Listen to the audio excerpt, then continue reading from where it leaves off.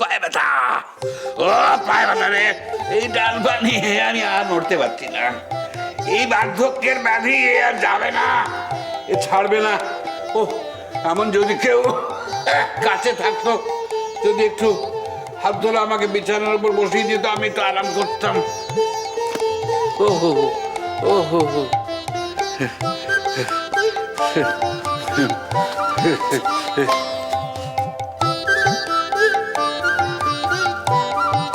Walking stick, why walking stick?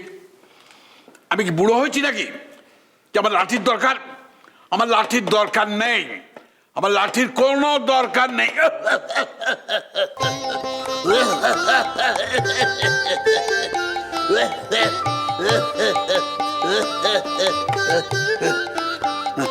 খাবো না, খাবো না। যে আমার সঙ্গে কথা বলে না, তার দেওয়ার জল আমি খাই না, খাই না, কিছুতেই খাবো না, কিছুতেই খাবো না।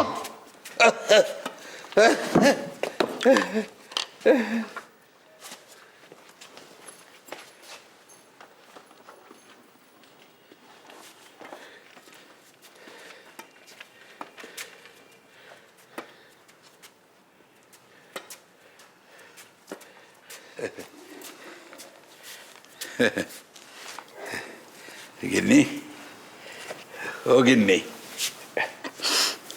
আরে রাগ করছো কেন? মানে ব্যাপারটা হচ্ছে কি যে, মানে ললিতার ঈশানে ব্যাপারটা একটু জটিল ছিল তো, তাই ওটাকে একটু বড় বউ জানতে পারে আর আমি জানলেই যত ক্ষতি না। ক্ষতি নয়, ব্যাপারটা হচ্ছে কি যে, মানে ওটা ওটা এমন কিছু নয়, ওটা এমন কিছু নয়, ওটা ওটা মানে তোমাকে বললে পরে তো গোপন্য কথা ঠিক গোপন্য রইতো না, সেই জন্যে আমি। কি বললে? আমি পেট পাতলা? না, তুই পেট পাতলা কেন? আমি পেট পাতলা? তুমি তো বললে আমি পেট পাতলা। তোমার পেট পাতলা নয়, তোমার পেট পাতলা নয়, তবে ওই আর কি, মানে এমন কিছু নয় আর কি। মানে বলছিলাম যে, আসলে দেখো, আমরা তো, শোনো না গিন্নি, শোনো না, আমরা তো সবাই চেয়েছিলাম যে ঈশান আর ললিতার একটা মিল হয়ে যাক, তাই না? সেটা হয়েছে তো, হয়েছে তো, তাহলে নো প্রবলেম, সব মিটমাট হয়ে গেছে। কেমন? তাহলে এসো এবারে দুজনে হাতে হাত মিলই, কেমন? তাই না?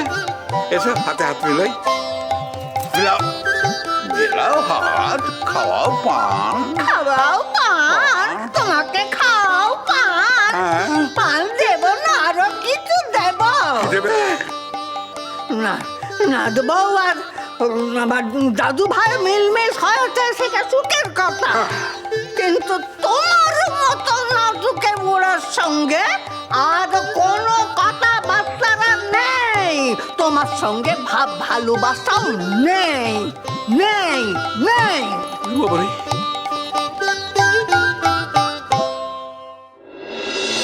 রাগের মাথায় বাড়ি থেকে বেরিয়ে গেছে, রাগ পড়ে গেলে আবার দেখবি বাড়িতে ফিরে আসবে। না মা, ও আর ফিরবে না, আমি জানি ও আর ফিরবে না। ও মাথা ঠান্ডা করে ভেবে চিন্তেই কাজটা করেছে।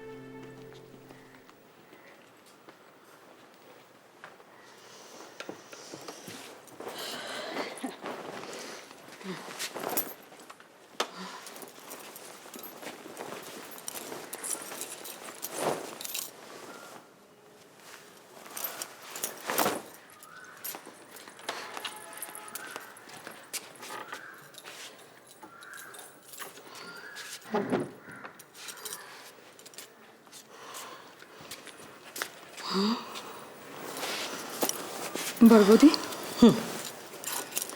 শোনো না, আমি কিন্তু নতুন চাদর নিয়ে এসেছিলাম একটা পাততে।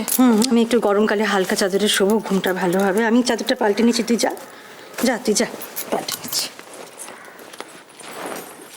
তুই বড্ড মুখে মুখে তর্ক করছিস কিন্তু আজকাল। এটা কবেকার চাদর? কবে কেনা হয়েছিল? সেই কবে মা বাবার জন্য কেনা হয়েছে তখন থেকে আমি বলে আসছি রাধা, চাদরটাকে জলে ভেজা, নরম কর, সে যেমন কার তেমন পড়ে আছে।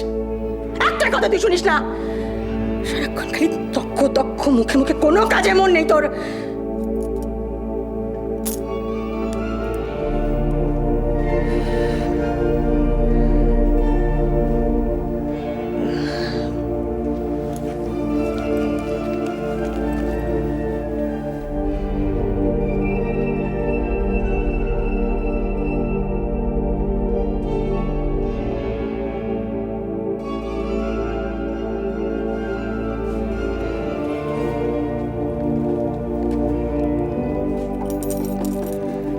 তুই যাসনি এখনো? যা যা, কাকে ফোন করছিস? কাকে ফোনটা করছিস বল?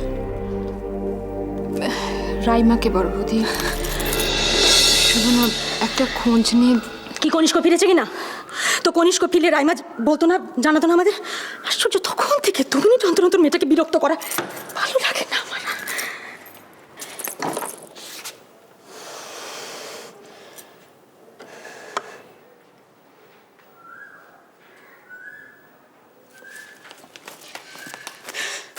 ওমা, এই ফোনটা এখানে? তোর ছোটদার এই ফোনটা না আমি এবার সত্যি ফেলে দেবো, জানিস তো? আশ্চর্য, ফোন এলে কথা বলা যায় না, কিছু শোনা যায় না, বিচ্ছিরে। দে তো, বাবু আর ললিতের একটা খোঁজ নিই শুতে যাওয়ার আগে।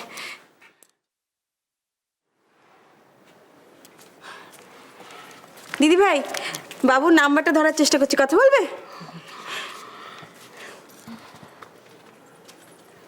ওমা, এই কি গো, এখনো নট রিচেবল বলছে। আচ্ছা, কি আশ্চর্য, কোথায় গেল বলতো? দুপুরের পর থেকে আর কোনো খোঁজই পাচ্ছি না। আর কত চিন্তা করবি রানু? কি বলছো তুমি দিদি ভাই? আচ্ছা, তুমি বাবুকে চেনো না? একটা অচেনা অজানা জায়গায় গেছে বউকে নিয়ে। সেখানে যদি কোনো একটা বিপদ আপদ হয়, ও পারবে একা সামলা? না পারলি বা তুই কি করবি? তুই এখানে বসে যদি খবরটা পাস, কি সামলাতে পারবি তুই? আনু, তোর ঈশানের বিয়ে হয়ে গেছে, ওরা বড় হয়ে গেছে, ওরা বিয়ের পরে বেড়াতে গেছে, ছেড়ে দে না ওদের, ছাড় না। এখন আঁচলের তলায় তলায় তলায় ছেলেটাকে রেখে ছাড়। বিপদ আপদ যদি হয়, কপালে লিখন কে খণ্ডাবে? ও সামলে নেবে, ওরা নিজেরা নিজেদের বিপদ আপদ সব সামলে নেবে। তুই ছাড়, ছেড়ে দে। আমাকে দেখ তোরা, আমি চিন্তা করছি আমার মেয়েটা, আমার রাইমাটা, ভবিষ্যৎটা কি হয়ে গেল, কি আছে সামনে না আছে কিচ্ছু জানি না তো আমরা। দেখেছিস আমাকে একবারও ভাবতে দেখেছিস, চিন্তা করতে দেখেছিস? তোরা সারাক্ষণ সমস্ত ব্যাপার নিয়ে চিন্তা। শরীর খারাপ হয়ে যাবে তো, শরীর খারাপ হয়ে যাবে রানু, শরীর খারাপ হয়ে যাবে। চিন্তা করো না বাবা, আমি বলছি দেখ, এই যে এই অবস্থাটা হয়েছে, আমি কি করতে পারছি বল? আমাকে দেখেও তোরা শিখিস না, আমার তো